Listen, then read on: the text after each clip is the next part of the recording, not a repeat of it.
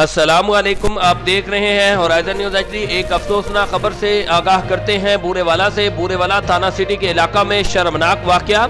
आसमान गिरा ना जमीन फटी। सौतीले बाप की 12 साला बच्ची के साथ ज्यादती। मुलजम इससे कबल भी ज्यादती का निशाना बनाता रहा। अब्दुल अजीज सकना ताज पार्क ने थाना सिटी में दर्ज करवाए गए मुकदमा में बताया कि उसकी बेटी की शादी कुछ अर्सा कबल सकना मदीना गार्डन से हुई थी, जिस पर वो गुज़श्ता रोज अपनी बेटी के घर गया तो उसका दामाद अपनी ही 12 साला सौतीली बेटी के साथ जिना बिल जबर में मसरूफ था। मुतासरा बच्ची के नाना के मौक़िफ़ के मुताबिक हमें आता देखकर मौका से फरार हो गया। बच्ची के मुताबिक मुलजम इससे कबल भी उसे ज्यादती का निशाना बनाता रहा है। वाक़या की इतला पर थाना सिटी इंदराज मुकदमा के बाद मसरूफ़ तफ्तीश है।